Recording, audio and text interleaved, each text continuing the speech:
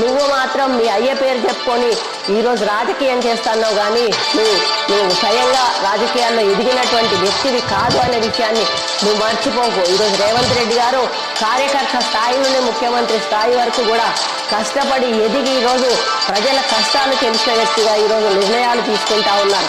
అటువంటి రేవంత్ రెడ్డి గారి గురించి విమర్శించే నైతిక హక్కు నీకు లేదు అని చెప్పి సందర్భంగా నేను తెలియజేస్తా ఉన్నాను.